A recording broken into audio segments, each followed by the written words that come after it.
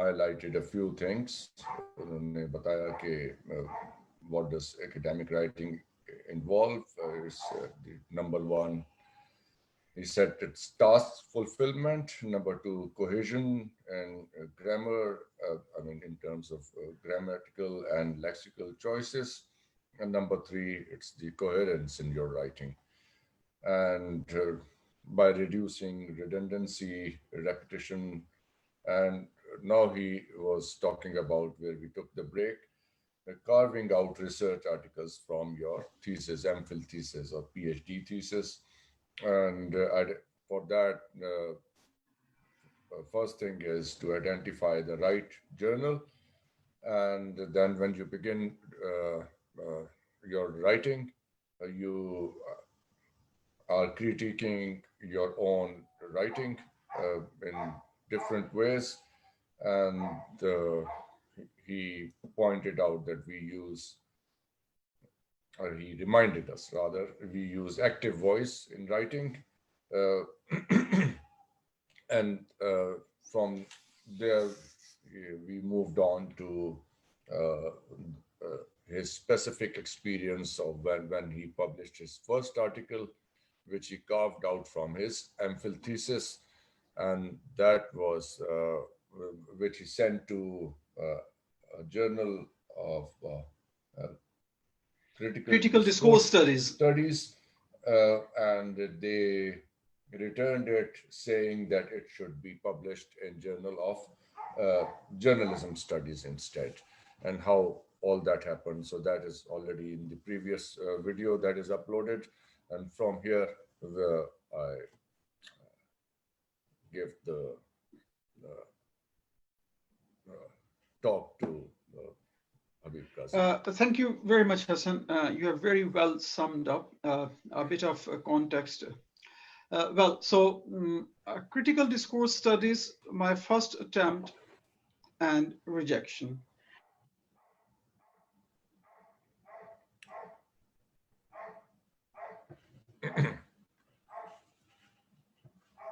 Sorry, I think there is a little... And it falls short in that regard. Mm-hmm. But a suggestion from, now I can recall to my mind the name of editor. It's some Eve is a very big name and with several books on critical discourse. The editor of Critical Discourse Studies journal. On his You're talking about the editor of you're breaking up Critical Discourse. I think probably internet is bad or something. Well, that's all right. It's catching up. Let's not worry until it really falls. Okay, you are talking about the editor of Critical Discourse Studies journal. His name. I think there is some streaming issue, but no problem. We'll just carry on. I'm just waiting for Habib to connect back. There's some issue, I don't know, from my side or his side. But yeah. Habib, are you with us? Can you hear me now? Yes, I can hear you. Yeah. Yes, please carry on. Yes. So I was saying that you were talking about you were talking about the name of the editor of the Critical Discourse Studies journal. Yes. Yes. Okay. From there, carry on. Yes. Please. Yeah. So, but he was kind enough to suggest journalism studies, which is a flagship journal in the field with very high impact factor, 3.2 or something, and it's rare. Like you can call it like a 5-star journal, because in social sciences 3.2 is really very high. Normally you have like 0.7, 1.2, 1.3, etc. So 3.2 is very high. So we can easily journals. Well, so the time to reflect why it was rejected. Obviously, the reasons were stated that more detailed linguistic analysis was required, more rigorous methodology, and their concern is basically not the topic itself, which I was sort of exploring in that research paper. So you need to consider, like, you need to reconsider your research question and your topic when you are approaching a journal. So I did that, and obviously the suggestion had come from Richardson. So I reconsidered my topic, and it's not like he's just suggesting that some possibility and or appropriacy of journal vis-a-vis the research topic and vis-a-vis the topic of my article. Well, now it's for those who are aiming to publish in the future, where to look for, like what to consider and how to approach the right journal. These two are the questions which I'm addressing at the moment. So first thing is your research topic and your research questions. And whether it's a research article, your MPhil dissertation or PhD thesis, whatever, it's basically your research questions where the entire structure depends or hinges on. So your research question, you need to go back and forth, whether you are writing your literature review or introduction or methodology, you need to go back and forth, and check your research question again and again. So your methodology depends on your research questions, your literature review depends on your research questions. The entire edifice is basically is kind of dependent or hinges on your research questions. So now reconsider your research questions and approach the academic journals you intend to submit your article to. So now where to look? The thing is where to look for. Just a second. I've got some updates. Sorry for this dog barking in the background, but it continues. It's that's so sonorous, basically. Part of my life. I mean, yeah. That's so sonorous. I know. Right. So my research questions. I want to share this slide with you, Hassan. How to do that? Well, go on. Just a second. Share screen. Okay. Host, like you have disabled it. So can you enable screen sharing? Yes, I just did. Please go ahead. Right. Yeah. I have no idea. My desktop is completely messed up. So can you see my screen now? I can. But the thing is, I can't see it now.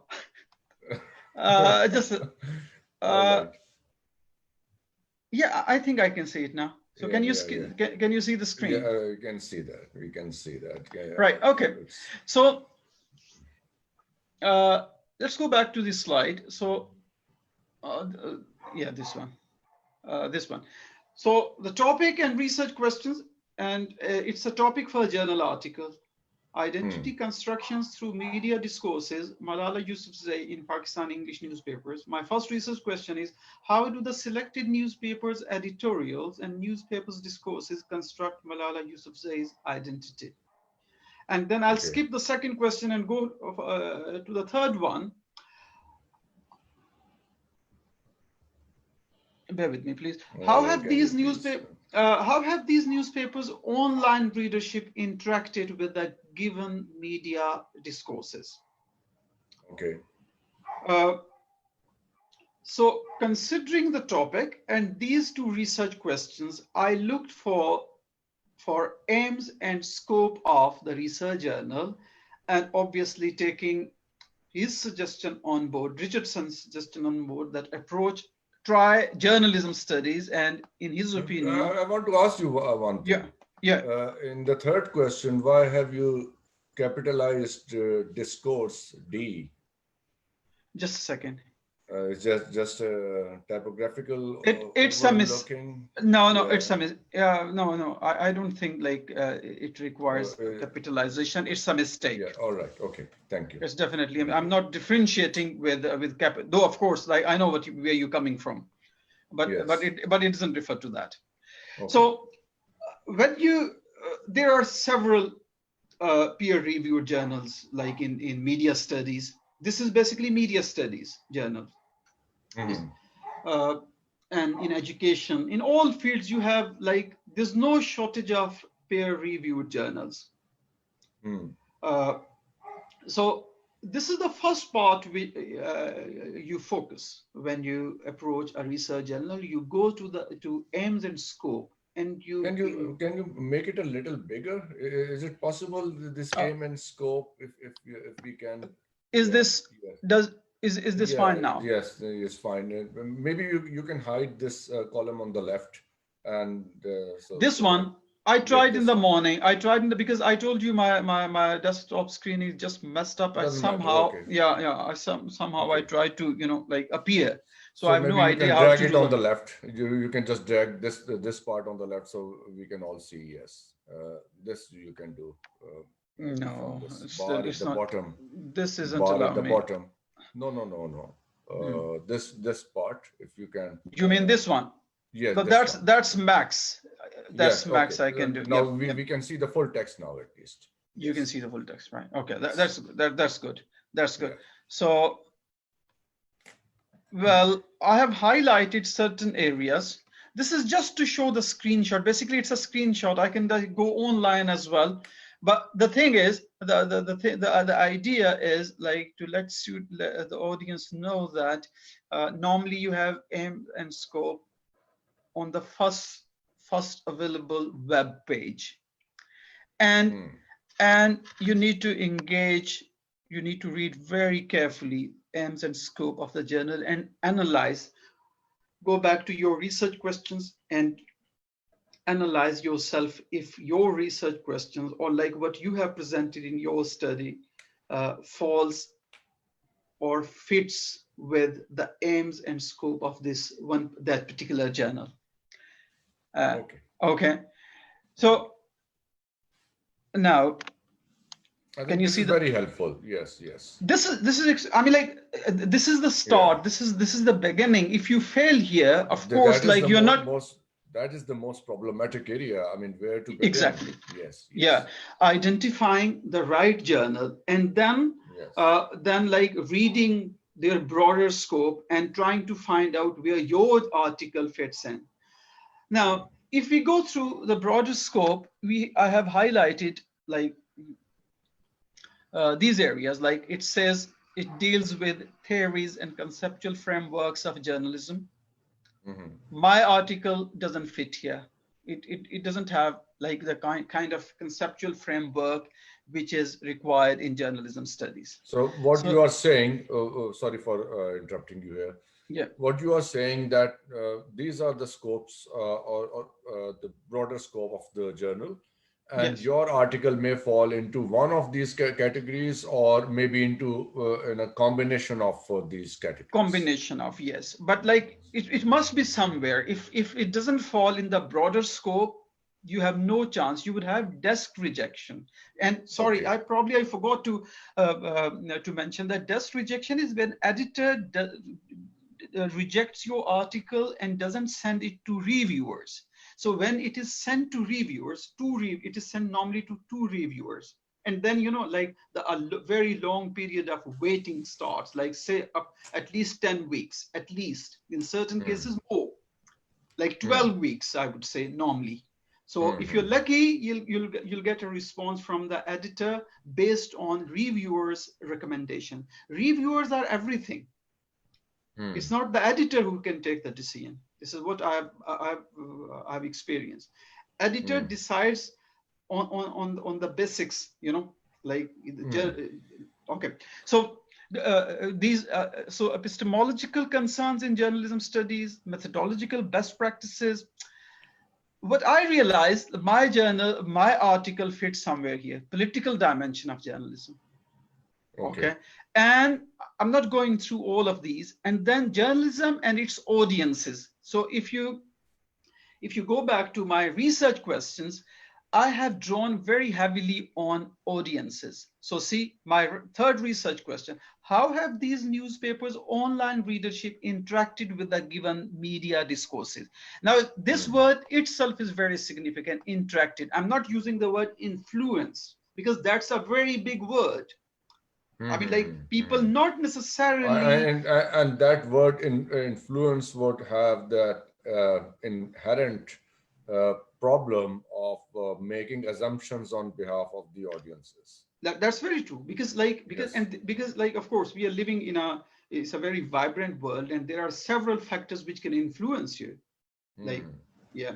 So I was told to be careful about making assumptions on behalf of the audiences. So that's very true. Yes. This is what I'm referring to, because like you can if I say, like, if I just change this word, basically it's not the topic, like you were going off track. Yeah, but I think that this kind of discussion helps people understand what we mean. I mean, we can't just have a discussion, length discussion on everything, but okay, please carry on. Yes. Yeah. So if we just change this word, online readership got influenced or whatever, so we are making, as you said, we are assuming too much that the newspaper has this much heavy influence on people, that their opinion is kind of course, like, it formulates their opinion, but it cannot be one sole kind of monolithic factor. There can be several factors, right? So interacted. So their interaction with media discourses, and the newspaper I was considering Dawn and Nation, and interaction, and as a result of that interaction with media discourses, the kind of responses they were giving to that online. So it's a very significant impact, because I'm drawing on people's opinion, which is very important. And I think, like, I drew on like some 300 people, like, which is quite I would say, which is quite reasonable data to present your study. So going back, I sent my article to Journalism Studies, and the editor accepted it and sent it to reviewers. Like, and as I mentioned earlier, it's a flagship journal. 2019 impact factor is 2.34, which is very high. Okay. Let me reduce the size of... Yeah, but Hassan, take a look on first comment. This is very interesting. I received... are you with me? Yes, I'm with you. I'm just putting a caption on the video because it would make it easy for people. Yes. Okay. So right. Sorry. So look at this reviewers' comments, and the first comment is: the background material, theoretical framework, and CDA sections are sound. This is a very interesting comment. I can't read that slide. I have reviewers' comments. But we have various... This one. Can you see my cursor? Yeah, okay. An interesting comment. The background material, theoretical framework, and CDA sections are sound. Yes. So this is quite contrary to what the previous journal has said to me. Okay. Because they said the CDA sections are not sound. More methodological rigor is required, and more detailed linguistic analysis is required. So, and here it's something quite opposite, but it makes sense, because probably, like, the kind of theoretical framework I presented is good enough for this journal, because they're looking for something else. Their concern is journalism more, like, Yes. And editorials, which I used as my data. So the point is, like, okay, so this was not... Sometimes you have minor revisions, and sometimes you have major revisions. It's just similar to your PhD or MPhil thesis. So in your MPhil thesis, sometimes you have major revisions, sometimes you have minor revisions. Yes. So in case of this research article, I just had minor revision. So my suggestion at this point is even if you have major revisions, I'll share major revisions with you in a while. What do they Okay. like? What do they look like? Major revisions.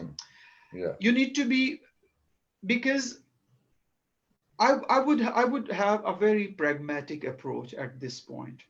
I would not like to sort of because I want my publication to be out, to be accepted. Okay, I'm not an established writer, so I need to take a very pragmatic approach. So I would be very honest with their comments. Okay, I would create a separate document, and I would address their comments to the best of my ability, and assuming this would satisfy the reviewers, because your paper would go back to the same reviewers. And again it would take a similar amount of time, probably 3 months. So look how in this regard it's very tedious. It's extremely time consuming, and imagine the kind of effort you have already put. So like I would say, if everything is ready, your data is ready, you have done your analysis, you have completed your, I mean, like in raw material, or the first draft is ready, including analysis, including everything, still you would probably need 2 months to construct a presentable or a publishable research article. So this 2 months is a standard time for.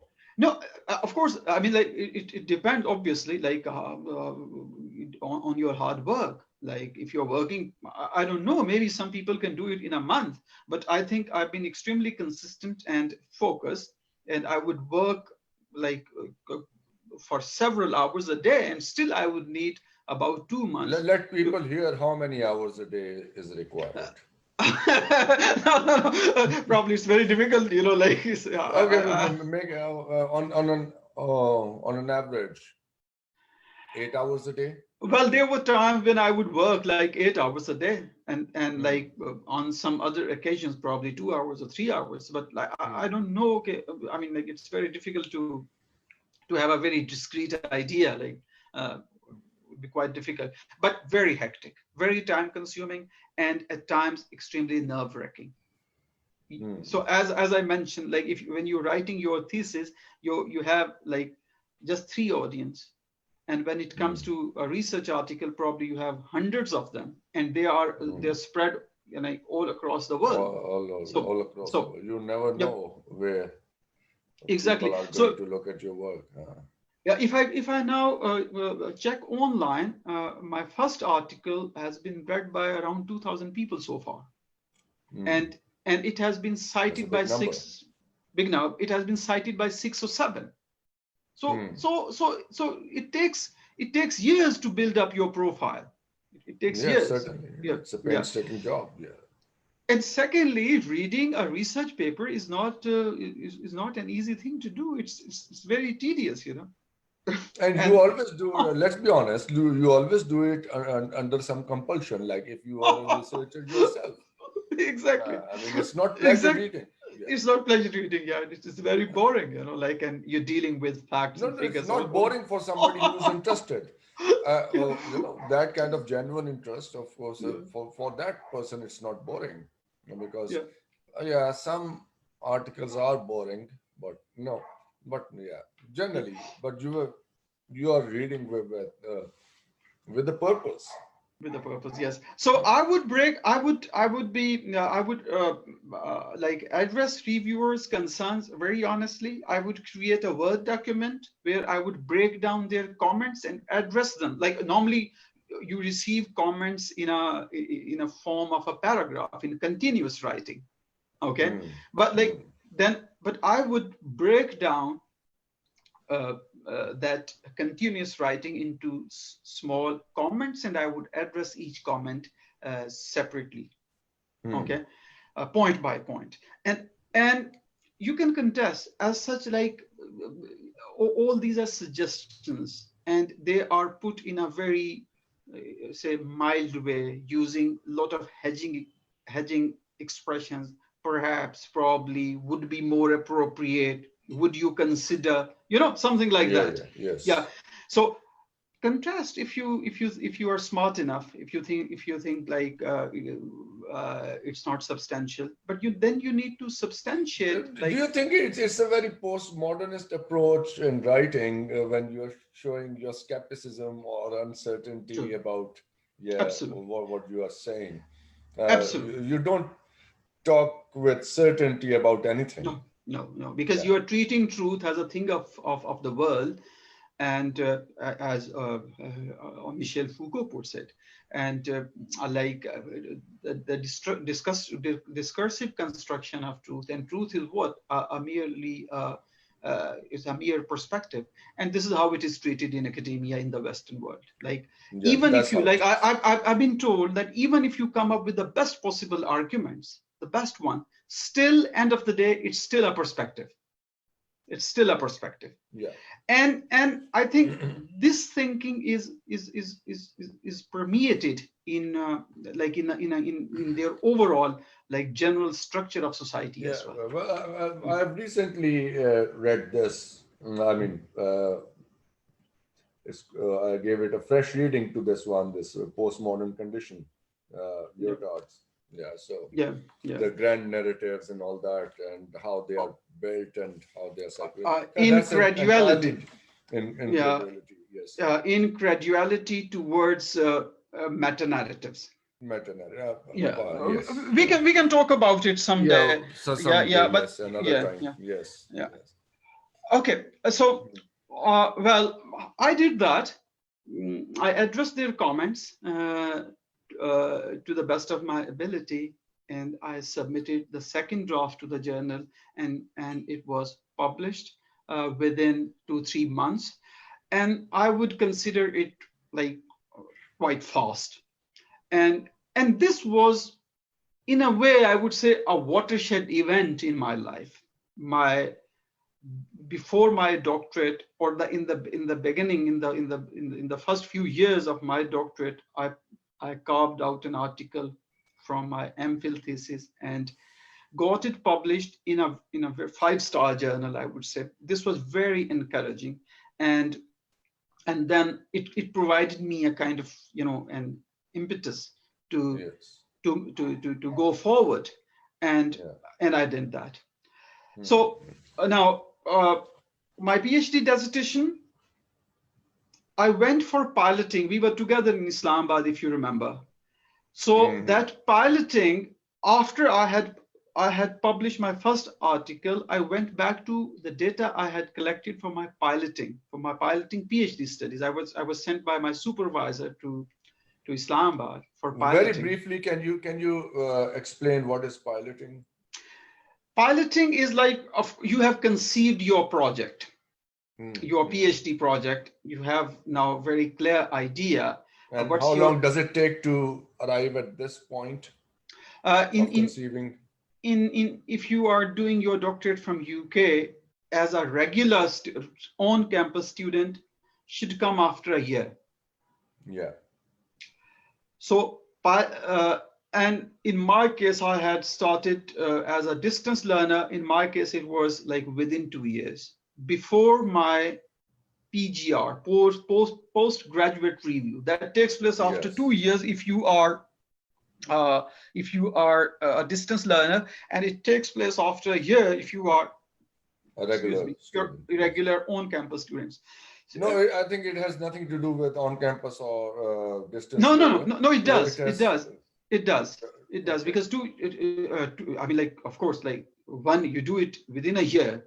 Your Hmm. postgraduate review, after you do it after a year, and if in Hmm. case of distance learning, you do it after 2 years. So Hmm. it's a big difference.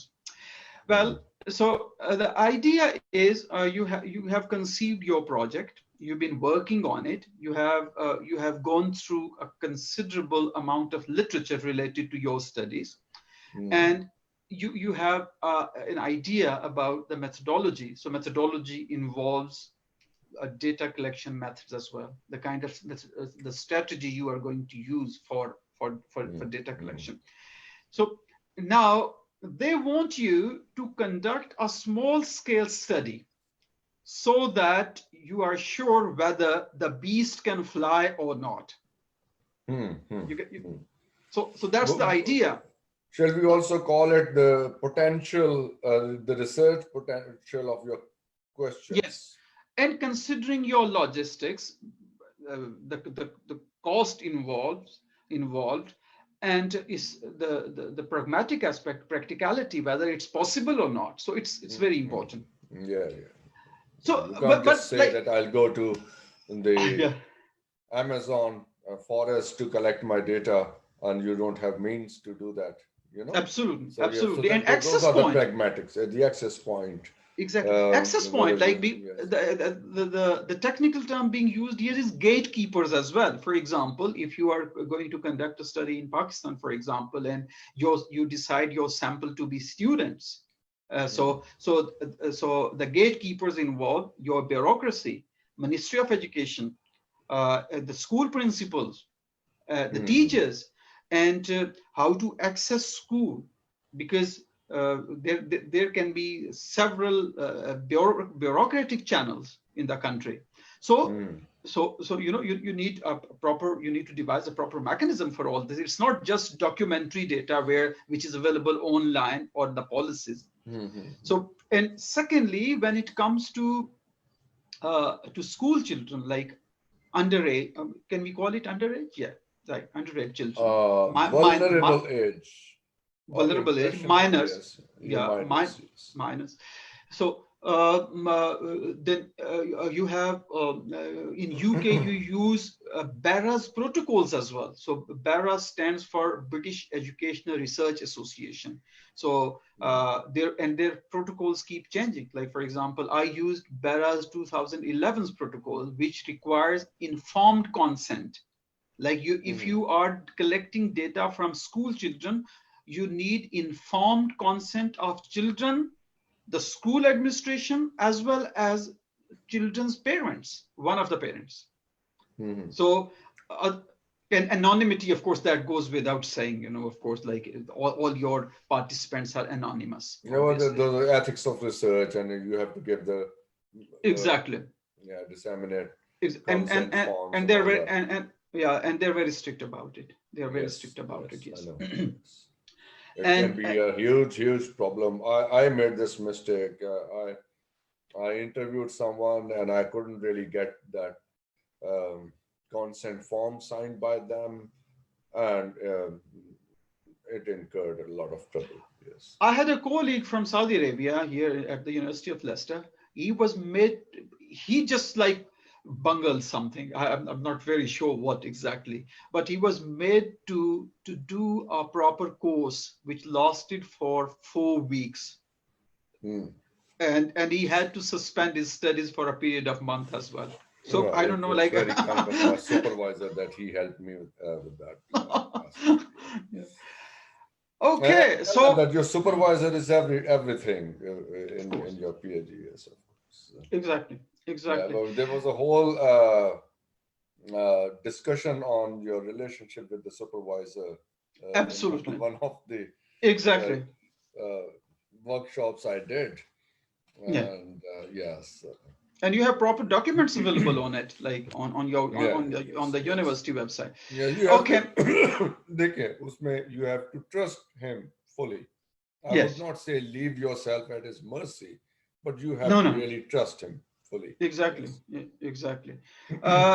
So Hassan, like I made a very smart move, I would say now in hindsight. Now I can interested in that, yes. Yeah. So I did piloting in Islamabad, but I used the same model for collecting data for my first research paper related to second research paper, but very clearly related to my PhD thesis from a school, Pakistani school, following Pakistani curriculum in Dubai. Okay. So I used that model since I was sure about my methodology. I had learned how to collect data, how to conduct interviews with teachers, how to conduct participatory tools and focus groups with students. I use the same model to collect data from both girls and boys students studying in a Pakistani school in Dubai. Okay.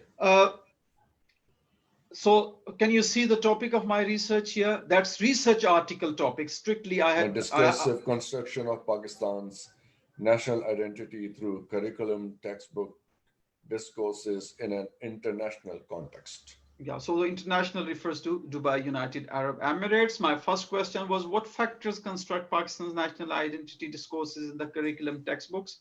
So kind of a descriptive thing. Of course, then you justified how you analyze themes. And of course, you have a lot of literature available on it.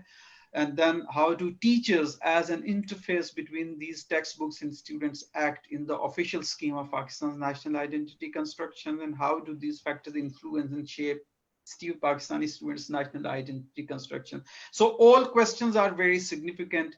Data is significant, and it did you submit, do you need to submit these research questions along with the abstract you are submitting for acceptance to the journal? No. You don't approach. You just submit your you submit your article.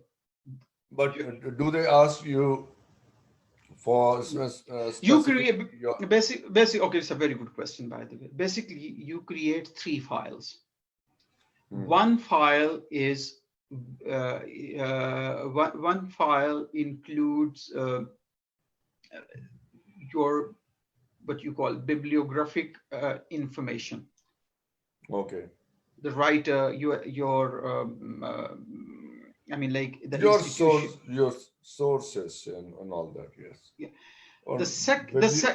That's not for peer. That's not gets sent to a peer reviewer. That goes to the editor. Then you create another file in which you remove all self-citation. If you have ever cited yourself, you remove all self-citation. Like my fourth research paper, which has recently been published and which I shared with you, I'm quoting myself as well. Okay. Got it. Yes, if you are referring to your previous articles or to your own thesis. Yes. So removal of all self-citations, but entire body together in one document, which include like topic, abstract, and the entire body and references. So you're not sending. What do you mean by bibliographic references? The books that the bibliography. No, everything. It's all inclusive. Like for example, if the word limit is 8,000 words, it's all inclusive, including all references. It's not just the body. I'm saying you said that you sent a different file of the bibliography. So is that bibliography? No, I probably messed up. I said your own information about yourself, like okay, your biographical note. Biographical note, like your name and a small and note, the maybe institution and affiliations, etc. Affiliation and everything. Yes. So you create 2 files. One for blind reviewing, which exclude any possibility of your identification as an author to the reviewer, and second, like for the other one. Well, so going back to this, when I had constructed it, and like of course, like there can be several approaches, but let me tell you that I never considered any journal while writing my research. So that came always later. So I was not targeting any particular journal when I was doing my research. You getting my point? Yes. Yeah. So when I had done this, my research article was complete, and my supervisor was again like my second author. When she had also approved, yes, it's good enough, and I went through the first page of several journals, and I found this journal. Which is Burge. It's a flagship journal, British Educational Research Journal, BERA. It's from BERA. BERA is, earlier I mentioned that they issue the research protocols as well in the UK. So They have Burge. It's an international peer-reviewed medium for the publication of articles of interest to researchers. Well, look here. I highlighted 3 things. The journal is interdisciplinary in approach, which means like they're not much concerned about any particular background. A theoretical. It refers to the theoretical aspect, and includes reports of case studies, experiments, and surveys, discussions of conceptual and methodological issues, and the underlying assumption in educational research. So these 2, I realized that they closely, my research article fits and goes very well with these 2. Like, it's a case study. I have conducted a study in a particular school, so it's a very clearly a case study. And then assuming underlying assumptions in educational research. So the assumption in a broader sense, you can say that using education as a tool of constituting particular identities, mind controlling, controlling meaning, controlling minds, controlling mindsets. So I thought, like, yes, it fits in, and I sent it to this journal, and I'm just trying to now make it, like a little short. It was accepted subject to major revisions.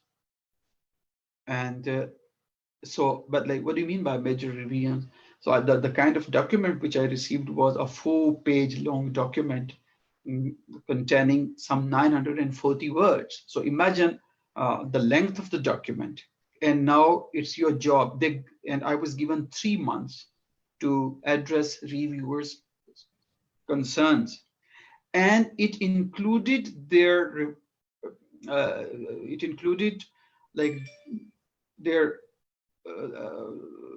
reflection or kind of objections, or like whatever you may like to say, on each and every part of my research paper, like literature review, methodology, findings, discussions, everything except abstract and except the way I had applied theory.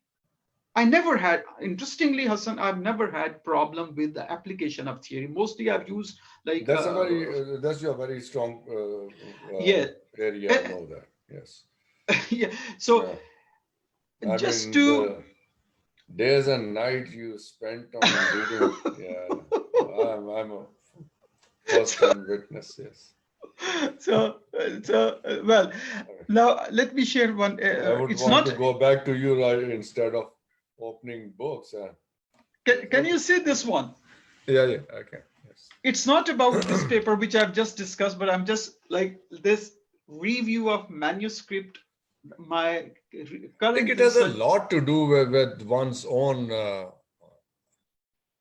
tendency of getting obsessed with things. Absolutely. Yes. And now, it has paid you well. Yes. Now look here, because do you have an option? It's a Hobson choice, if you want to stay in academia. Yeah. Now look here. It's my recent paper, which has been accepted subject to major revision. But look at the length of the document and see the points. Yeah, this is from the reviewer. This is from review 1, first reviewer. So look here. So he has made some 21 points. And the last point is, yeah. So and be ready. Your examiners will also come with like 20 pages of your thesis review. But see, like you have done something for it's 100. That's a great help, because that 20 or 30 pages that he comes up with is not meant to really pull you down. No, not at all. They attach that document with your Viva report, and that helps a lot if you want to, go back to your work after some time. But let me tell you, मतलब ये नहीं होता कि उन्होंने आपको fail करने के लिए वो इतनी सारी तैयारी की है. No, probably they want to show their relevance as well, you know. They've been appointed as your reviewers. They must justify it. They must justify it, you know. And then you have to address, of course, they have their egos as well. So their whims too. Everybody has, yes. And but like, let me share another thing. It's, you know, basically I'm doing it for intended audience as well, that you don't have to be discouraged. You know, you don't have to be discouraged by. Can you see this, dear editor? Can you see this document, dear? Yes. Okay. That's now, your response. So now look at my response. Mm. And this has been accommodated in the research article as well. So this is my response. This is my response. Look at the document which I've created. This paper is yet to be submitted. So my response is 5,713 words long. So it's almost the size of the entire article. The article is like this one, which I'm just talking about, is 9,000 words.